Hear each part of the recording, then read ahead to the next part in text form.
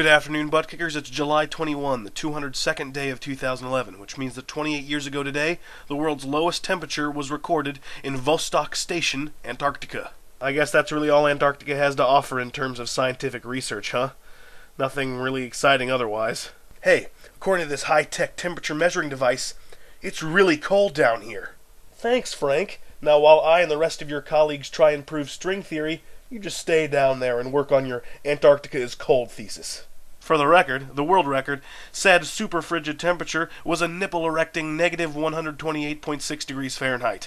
That's negative 89.2 degrees Celsius. If you're curious, which you probably aren't, the world's highest temperature on record is 136 degrees Fahrenheit, 57.8 degrees Celsius, in Al-Aziziyah, Libya.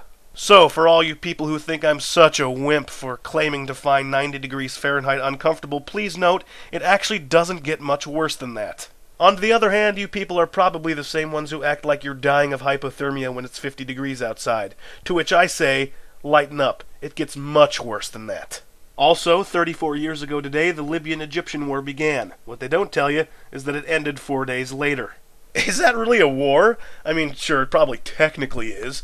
But isn't it really more of a tussle, a row, a tiff?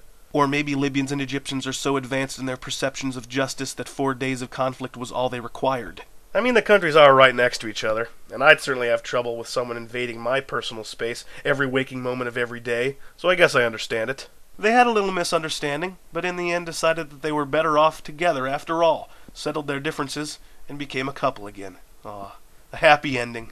However, I, the Master of Ceremonies for 2011, am a jealous master, and I am not one to be outdone in terms of shortest war ever. And so I declare war on the house across the street, and it will be a no-holds-barred battle, mired in bloodshed and agony. But it will be over by the time this video is over. Looks like it's starting out as a ground dispute, like most small wars do.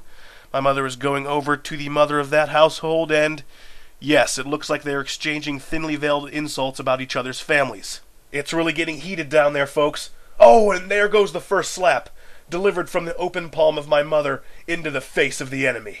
Oh goodness, it's an absolute flurry of fingers and yelps. The gloves have come off, folks. I mean literally, Mom has removed her gardening gloves. And now the enemy's retreating? Has the battle been won?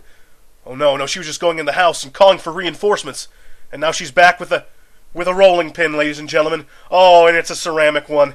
Oh, it is not looking good for the home team. But look, here comes my brother to save the day. Oh, and he's brandishing his paintball gun like a champ. Oh, no. But it looks like the neighbor's kid has a paintball gun, too. Could this be the real beginning of the war, folks? Oh, it is, viewers, it is. Both kids have opened fire on the opposing houses. Oh, and both moms are down, it looks like. Yes, caught in the crossfire.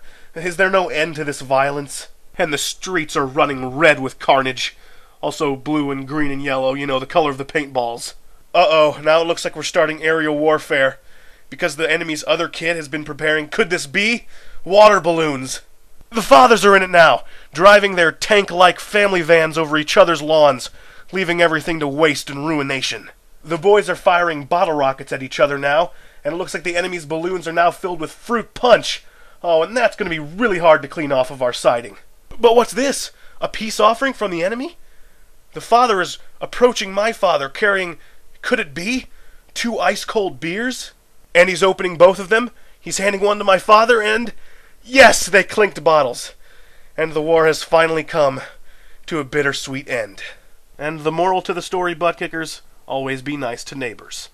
Until tomorrow, he's Griff, and he's still talking.